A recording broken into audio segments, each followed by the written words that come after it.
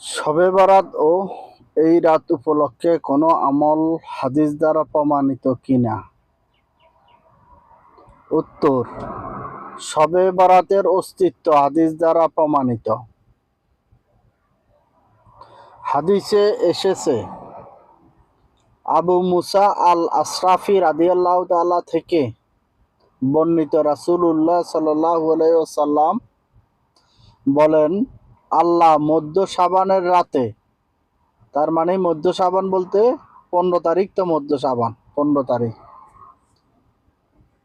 মধ্য শাবানের রাতে আত্মপ্রকাশ করেন এবং মুশরিক ও হিংসুক ব্যতীত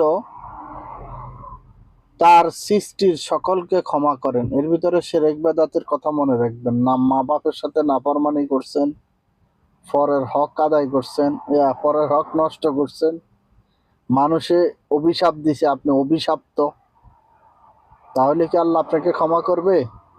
আপনি নিষ্পাপ থাকতে হবে। যতই গুনাহ করেন তওবা ইস্তেগফারে মশগুল থাকতে হবে, তারপরেই তো মাপ পাওয়ার আশা।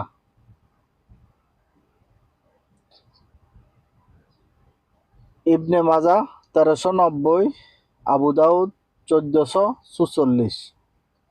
তবে শবে বরাতের রাতের জন্য নির্দিষ্ট কোনো আমল সহিহ দলিল দ্বারা প্রমাণিত নয়।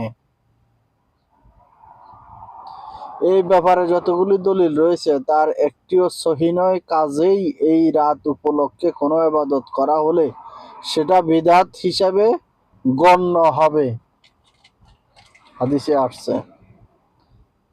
হাদিসে এসেছে, আয়েশা রাদিয়াল্লাহু তাআলা আনহা হতে বর্ণিত, তিনি বলেন, নবী সাল্লাল্লাহু আলাইহি ওয়াসাল্লাম বলেছেন, কেউ আমাদের এই শরীয়তে নাই এমন কিছু অনুপ্রবেশ ঘটালে তা প্রত্যাখ্যান।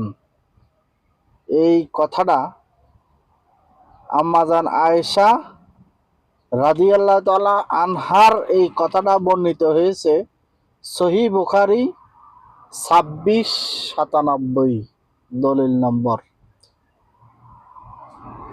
এবারে আমল করবেন কতটুক ভেবে চিন্তে করবেন। জাযাকামুল্লাহ।